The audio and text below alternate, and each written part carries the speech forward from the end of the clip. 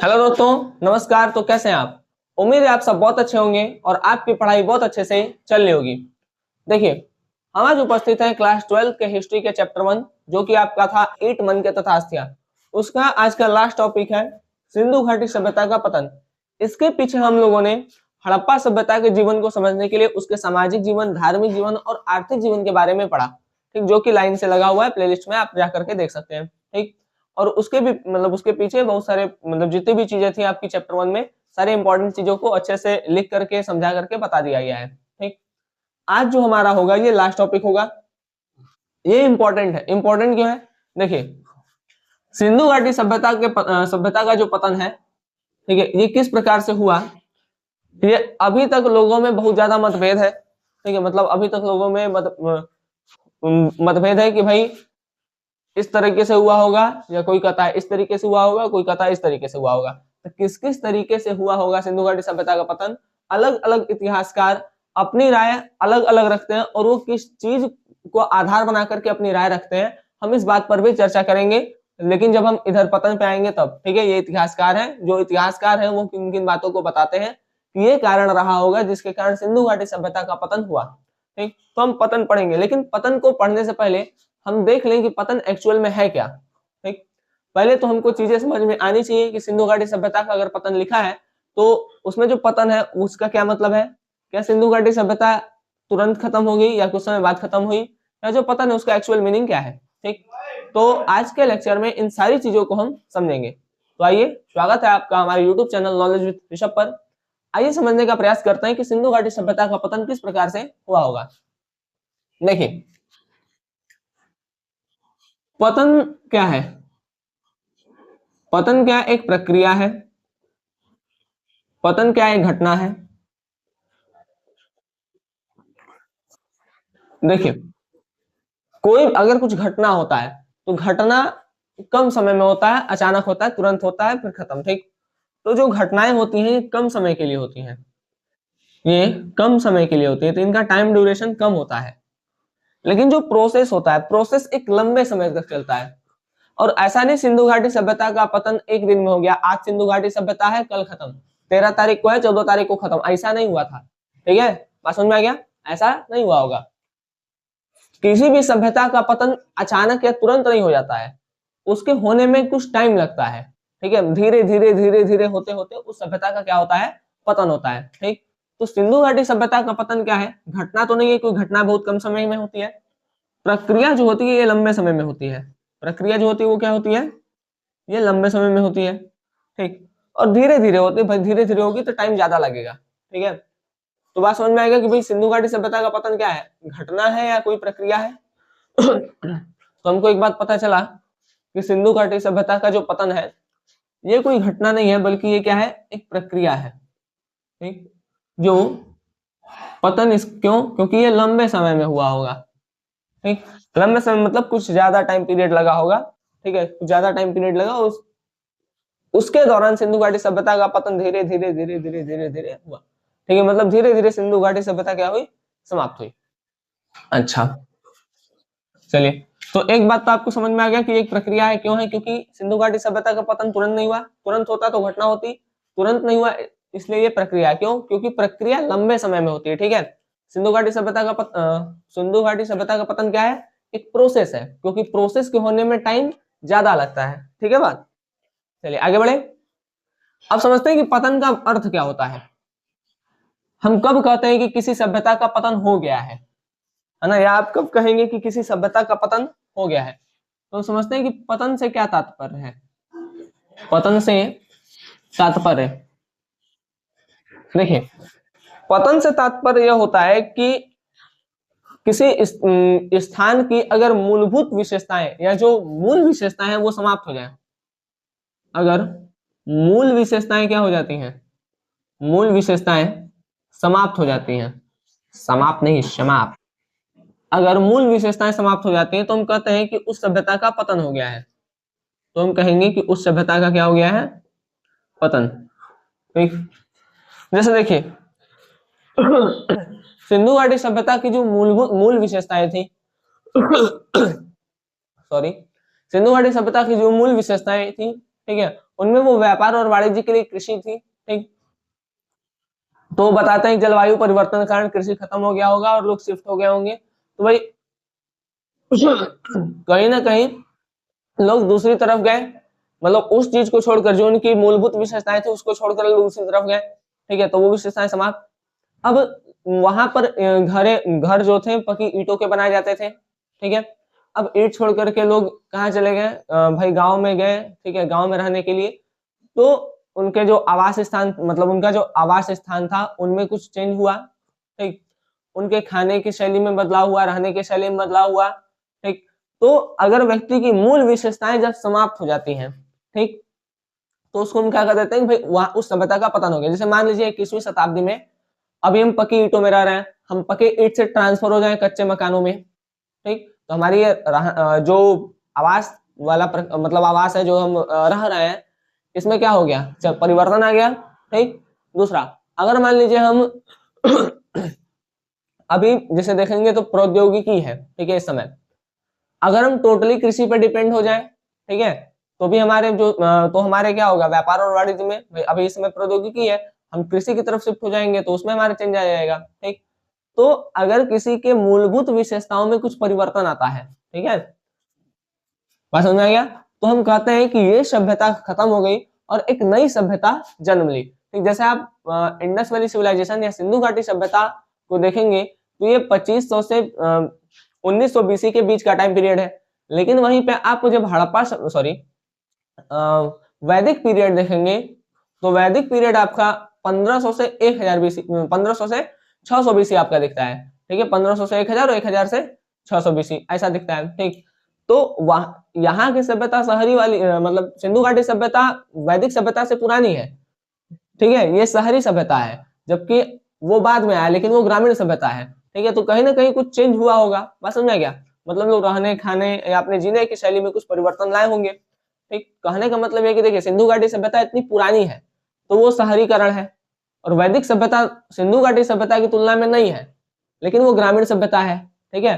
तो कहीं ना कहीं कुछ चेंज आया होगा, तो जब चेंज आता है, जो मूल विशेषताओं में चेंज होता है व्यक्तियों के, ठीक है, तो हम कहते हैं कि भाई वो सभ्यता क्या हो गई है, समाप्त हो गई है, ठीक। तो पतन का मतलब है कि जो व्यक्ति का मूल विशेषताएं हैं उसको समाप्त हो जाना, पतन का मतलब वो जगह खत्म नहीं हो जाना, ठीक है, मतलब कि ऐसा नहीं, ठीक है, मतलब जो मूल विशेषताएं थी अब वो क्या हो चुकी है, समाप्त हो चुकी है, तो हम कह देते हैं कि भाई उस सभ्यता क्या हो चुका है, पतन हो गया है, ठीक है, बात समझ में आ गया। चलिए, जैसे मान लीजिए अभी आप लोग घर में रह रहे पके, ठीक है, ट्रांसफर होना पड़ा आपको कच्चे में, सभी लोगों को, एक दो लोग को नहीं, सभी लोगों को कच्चे मकान में ट्रांसफर होना पड़े तो एक चेंज आएगा, तो हम कहेंगे कि भाई ये सभ्यता क्या हो चुकी, समाप्त हो गई है, ठीक है, आदमी नहीं समाप्त हुए हैं, ठीक। चलिए, तो सिंधु घाटी सभ्यता का पतन क्या है, एक प्रक्रिया है।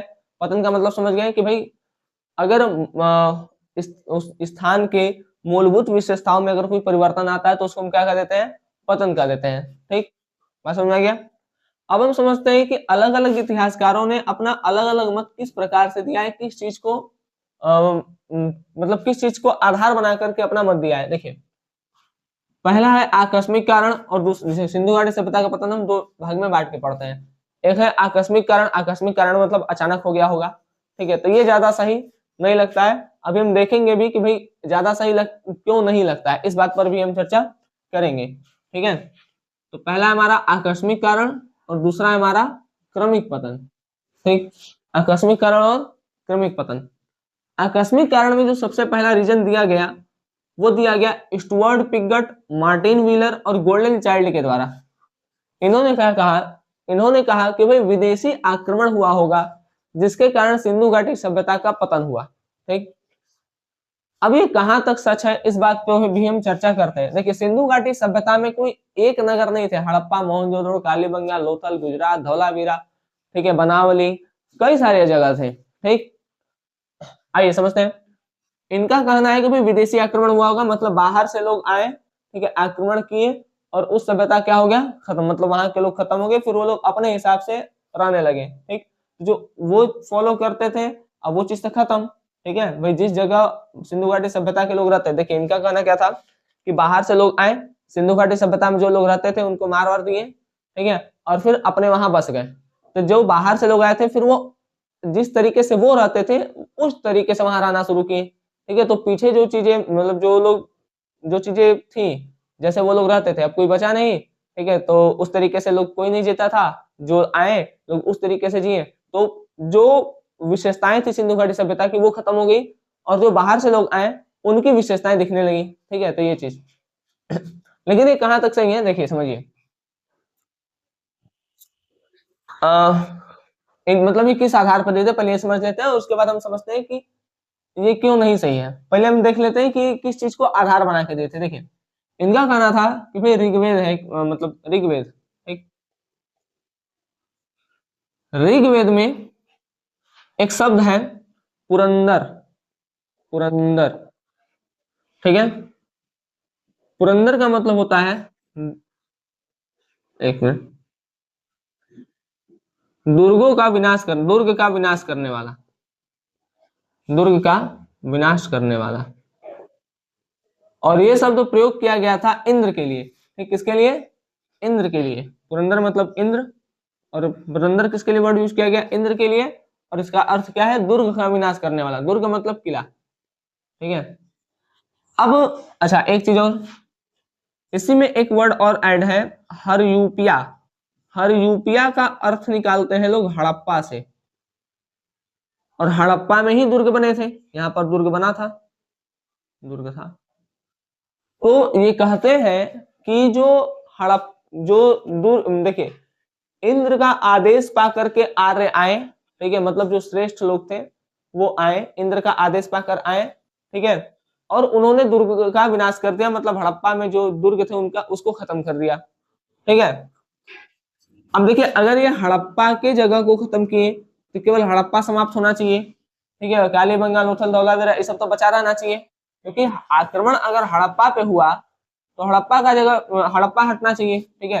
तो ये नगर, एक नगर था ना केवल, भाई देखिए सिंधु घाटी सभ्यता 13 लाख वर्ग किलोमीटर में फैला था, ठीक है, और हड़प्पा उसमें 13 लाख वर्ग किलोमीटर में थोड़ी था, हड़प्पा तो एक जगह था उसमें से, समझ में आ गया। जैसे पूरा भारत है तो भारत में बनारस एक जगह है, अगर मान लीजिए बनारस में किसी एक क्षेत्र में, ठीक है, अगर कोई आया, ठीक है, मार दिया, या वहां की पूरी एकदम प्रजा को ही खत्म कर दिया, ठीक है, तो ऐसा थोड़ी होगा कि पूरे भारत की सभ्यता खत्म हो जाएगी, ठीक, बात समझ में आया। तो हरियूपिया, हरियूपिया का मतलब क्या निकालते हैं लोग, हड़प्पा से। इनका कहना था कि भाई जो आ रहे थे वो इंद्र का आदेश पा करके आए हड़प्पा में, ठीक है, और पूरा दुर्ग तोड़ ताड़ के सब लोग को मार पीट के निकल लिए, ठीक। तो वहां के लोग गए, वहां के लोग गए, अब जब वहां के लोग गए, ठीक है, मतलब गए कहने का अर्थ है कि वहां के लोग अब लोगों को अगर मार दिया गया तो हम एक क्षण के लिए मान भी लेते हैं तो केवल हड़प्पा का विनाश होना चाहिए, ठीक है, केवल किसका विनाश होना चाहिए, हड़प्पा का। तो ये नगर का पतन होना चाहिए, किसका पतन होना चाहिए, नगर का, ठीक है, बात समझ में आ गया, किसका पतन होना चाहिए, नगर का पतन होना चाहिए। पूरी सभ्यता का पतन तो नहीं ना होगा, ठीक है, नगर का पतन होगा, पूरी सभ्यता का पतन नहीं होगा, बात समझ में आ गया। चलिए आगे देखते हैं। तो ये इस आधार पे कहें कि भाई पुरंदर वर्ड है और हरयूपिया है, मतलब दुर्ग का विनाश करने वाला, और हड़प्पा दुर्गों का शहर था, ठीक है। तो दुर्गों को तोड़ ताड़ दिए, सब आए, ठीक है, और आक्रमण मतलब आए दुर्गों पर आक्रमण करके चले गए, और हड़प्पा सभ्यता का पतन हो गया। तो हड़प्पा सभ्यता का पतन होने से सिंधु घाटी सभ्यता का पतन थोड़ी हो जाएगा, एक नगर का पतन होगा, ठीक है। ये मतलब ये दृष्टिकोण है इनको काटने का, ठीक है, कि हड़प्पा खत्म हुआ ना, केवल हड़प्पा गया, तो हड़प्पा के खत्म होने से पूरा सिंधु घाटी सभ्यता कैसे खत्म होगा, हड़प्पा खत्म होने से केवल हड़प्पा खत्म होना चाहिए, सिंधु घाटी सभ्यता नहीं खत्म होना चाहिए, ठीक है। तो एक हम इन पे मतलब एक ये हो गया हमारा। अब देखिए ऋग्वेद में एक और शब्द है जो कि यूज किया गया है मोहनजोदड़ो के लिए, ठीक है, मोहनजोदड़ो के लिए, ठीक है। ऋग्वेद में एक शब्द है जो यूज किया गया शब्द है क्या है, यातुमती, यातुमती। ऋग्वेद में एक शब्द है यातुमती, इसका प्रयोग किया गया मोहनजोदड़ो के लिए। देखिए मोहनजोदड़ो हम क्यों ले रहे हैं, क्योंकि यहाँ पर हमको 38 कंकाल मिले हैं जिनके ऊपर कट के निशान है, जिनके ऊपर कट के निशान है, मतलब उनको किसी चीज से मारा वारा गया है, उस हिसाब से निशान है, ठीक है। अब देखिए 38 कंकाल है, ठीक है। अब उस समय मोहनजोदड़ो की जो जनसंख्या थी वो थी अप्रोक्स 40,000, ठीक है, 40,000 जनसंख्या थी। अगर 40,000 जनसंख्या थी तो 40,000 दिखना चाहिए। केवल 38 लोगों के खत्म होने से पूरी सिंधु घाटी सभ्यता को हम कैसे कह सकते हैं कि खत्म हो गया होगा? बात समझ में आया? तो ये जो कारण थी, स्टुअर्ट पिगट, मॉर्टिन मिलर और गोल्डन चाइल्ड, जिन चीजों को आधार बना के दिए, वो चीजें पर्याप्त नहीं थी इस चीज को समझाने के लिए कि भाई सिंधु घाटी सभ्यता का पतन इस प्रकार से हुआ होगा, ठीक। जैसे भैया हम आपको बताएं कि पूरे भारत में एक जगह है बनारस, ठीक है, अगर कोई आता है, ठीक है, वैसे तो संभव है नहीं, लेकिन केवल हम आपको ये समझने के लिए बता रहे हैं, ठीक। कोई आता है बनारस में किसी एक क्षेत्र में, ठीक है, लोगों किसी भी तरीके से अगर क्या करता है कि भाई वहां पर अपना विजय स्थापित कर लेता है, तो केवल वो वहीं पे स्थापित, मतलब केवल वो वहीं पर विजय प्राप्त किया है जहां पर वो हमला किया है, ठीक। बाकी कहीं नहीं प्राप्त किया है। तो ऐसा नहीं कि वहां पर अगर वो विजय प्राप्त कर लेगा तो पूरी भारत की सभ्यता चेंज हो जाएगी। बात समझ आ गया? ऐसा कभी नहीं होगा, ठीक। चलिए, ये हम आपको केवल समझने के लिए बता रहे हैं, ठीक है। आप लोग इमोशनली मतलब एकदम मत लीजिएगा इसको। चलिए यहाँ देखिए, ठीक। तो यहाँ पर क्या है कि भाई हड़प्पा है, ठीक है। हड़प्पा जो था दुर्गों का शहर था, और दुर्गों का विनाश किए इंद्र मतलब इंद्र जिनको भेजे जो आ रहे थे, ठीक है। तो उस हिसाब से ये, अब एक जगह का विनाश करने से पूरी सभ्यता का विनाश नहीं होता है, केवल हड़प्पा का विनाश करने से पूरी सिंधु घाटी सभ्यता खत्म नहीं हुई होगी, ठीक है। इस चीज से आप भी सहमत होंगे। तो भाई नगर का पतन हो सकता है लेकिन सभ्यता का पतन नहीं होगा, ठीक है। और मोहनजोदड़ो में जो कंकाल मिले जिन पे कट मार्क के निशान है वो 38 है, जबकि जनसंख्या 40,000 थी, ठीक है। तो ये इस बात की तरफ भी इशारा करता है कि भाई ये भी कोई रीजन नहीं रहा होगा सिंधु घाटी सभ्यता के पतन का, ठीक। और एक बात और, अगर आर्य आए तो देखिए आर्यों का हमको जो आर्यों का जो उल्लेख मिलता है वो मिलता है 1500 बीसी से, ठीक है। एक बहुत बड़ा कारण ये भी है कि आर्यों का आने का, आगमन का उल्लेख हमको कब मिलता है? 1500 बीसी से। लेकिन जो सिंधु घाटी सभ्यता का टाइम पीरियड है 2500 से 1900 बीसी। तो आर्य तो बहुत बाद में आए, ठीक है, आर्य बहुत बाद में आए, तो आर्य कहाँ से आ जाएंगे, कौन मतलब कैसे खत्म होगा, ठीक है। तो हम इन चीजों, मतलब इनका जो बात है, इन सभी आधारों को हम काट दिए एक एक करके, ठीक। भाई दुर्गों का विनाश, हड़प्पा दुर्गों का अर्थ था दुर्गों का विनाश के आर्य, आर्य के आगमन का डेट ही 1500 बीसी से, मतलब आर्यों का जो कंकाल अंकाल मिला, जब हम कार्बन डेटिंग किए तो कार्बन डेटिंग से पता चला कि भाई आर्य जो आए थे वो 1500 बीसी के आसपास आए थे, और जबकि हड़प्पा सभ्यता का पतन 2500 से 1900 मतलब 1900 बीसी में, सॉरी 2500 बीसी के आसपास हो गया था, ठीक है। समझ में आ गया?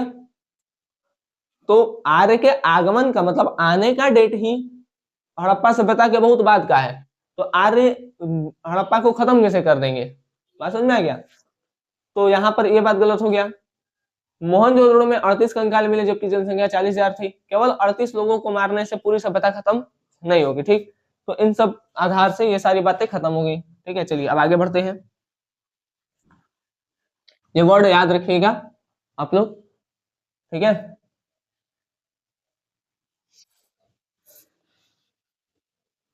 चलिए देखिए, तो एक बात पे हम चर्चा कर लिए, अब आइए दूसरे बात पे। दूसरा रासायनिक और भौतिक परिवर्तन, ठीक। रासायनिक और भौतिक परिवर्तन, एम डेमेत्रीचेव का कहना था कि भाई पर्यावरण में कुछ रासायनिक और भौतिक परिवर्तन हुए, ठीक है, जिसके कारण अदृश्य गाज बनी, जिसके कारण क्या बनी? अदृश्य गाज बनी। और देखिए इसके इनके कहने का मतलब क्या था कि भाई सिंधु घाटी सभ्यता के लोगों ने, ठीक है, प्रकृति का दोहन इतना ज्यादा कर लिया। दोहन कहने का मतलब है कि इतना ज्यादा चीज ले लिए प्रकृति से, जैसे पेड़ पौधे काट दिए, मिट्टी का दोहन किए, ठीक है, जल का जिस तरीके से हो सकता था उतना दोहन किए, ठीक है। उनके दोहन के परिणाम स्वरूप क्या हुआ कि एक अदृश्य गैस बनी, ठीक है। और ये अदृश्य गैस क्या हुआ, इसी के कारण सिंधु घाटी सभ्यता का पतन हुआ, मतलब अदृश्य गैस बनी, वायुमंडल में मिला, ठीक है। और भाई इतना ज्यादा दोहन हुआ, इतना ज्यादा दोहन हुआ, ठीक है, कि अब लोग वहां पर मतलब वहां के वातावरण में रह ही नहीं पाए, ठीक है। मतलब जिस तरीके का वातावरण लोग बना दिए थे, प्रदूषण इतना ज्यादा बढ़ गया कि वो लोग वहां नहीं रह पाए और वहां से शिफ्ट होकर के कहीं और चले गए, ठीक। लेकिन अगर हम अभी के हिसाब से देखें तो सिंधु घाटी सभ्यता के लोग तो बहुत कम दोहन किए होंगे, है ना। उससे ज्यादा दोहन तो इस समय हो रहा है, बात समझ आए। वो चाहे किसी भी तरीके से हो, चाहे जल का हो, चाहे आपका पेड़ पौधों का हो, चाहे मिट्टी का हो, किसी भी चीज का आप ले लीजिए, तो उन चीजों का दोहन उस समय की तुलना में इस समय बहुत ज्यादा हो रहा है, बात समझ में आया, ठीक है ना। तो भाई ये भी एक हमको थोड़ा सा, हमको क्या मतलब, ये भी थोड़ा सही नहीं लगता है, क्योंकि उस समय दोहन लोग उतना नहीं कर रहे होंगे जितना अभी के हिसाब से कर रहे हैं। तो अभी के हिसाब मतलब अभी के लोग जब सर्वाइव कर लेते हैं, कर लिए, तो उस समय के लोग भी उसके हिसाब से अपना सर्वाइव कर लिए होंगे, ठीक है। तो ये भी मतलब एक क्या है कि भाई ये भी कोई कारण नहीं रहा होगा पतन का, ठीक है, ये भी कोई पतन का कारण नहीं रहा होगा। अब देखिए नदी का बाढ़ एक कारण माना जाता है, क्योंकि वहां पर बाढ़ आते रहता था। देखिए मान लीजिए लोग ऐसे बनाया ना इतना ऊंचा, अब मान लीजिए बाढ़ आया, बाढ़ का पानी इतना ऊपर चढ़ गया, तो लोग जब दूसरा टीला बनाते थे तो इसके ऊपर और बनाते थे, फिर अगर और ऊपर चढ़ गया तो फिर इसके ऊपर बनाते थे, मतलब टीला बढ़ते जाता, जैसे जैसे बाढ़ का पानी बढ़ता था, ठीक है, तो हटने के बाद फिर से टीला वो लोग और ऊंचा करते रहते थे। मतलब ये लोग बाढ़ से परिचित थे, और बार बार बाढ़ आता था, ठीक है, बात समझा। मतलब बाढ़ ऐसा नहीं कि एक बार आया खत्म हो गया पूरा, बार बार बाढ़ आता था, और बार बार ये लोग क्या करते थे, अपने टीले को ऊंचाई को बढ़ाते जाते थे, ठीक है। वहां पर ऐसा साक्ष्य मिला है कि भाई पहले इतना छोटा टीला, फिर उससे बड़ा, फिर उससे बड़ा, फिर उससे बड़ा, ठीक है। इस बात को बताता है कि बाढ़ आता होगा तो लोग अपने टीले की ऊंचाई को बढ़ाते होंगे, ठीक है, ताकि पानी अंदर ना आए, बात समझ में आ गया। तो बाढ़ से लोग परिचित थे, तो बाढ़ कारण नहीं रहा होगा, ठीक, क्योंकि लोग पहले से परिचित थे, ठीक है, और बाढ़ कोई कारण नहीं रहा होगा सिंधु घाटी सभ्यता का पतन का, ठीक। मलेरिया, मोहनजोदड़ो में कुछ लोगों का जब मतलब चेक किया गया, कुछ लोगों के कंकाल वंकाल को पा करके, तो उनमें मलेरिया के साक्ष्य देखे गए, ठीक है। क्या देखा गया, मलेरिया के साक्ष्य। ये इनमें शायद प्लाज्मोडियम फाल्सिफेरम एक मच्छर का नाम है, ठीक है, देखिए बात समझ में गया। तो वो मलेरिया का कारक था वहां पर, ठीक। तो मलेरिया के साक्ष्य मोहनजोदड़ो में देखे गए, लेकिन सभी में नहीं देखे गए।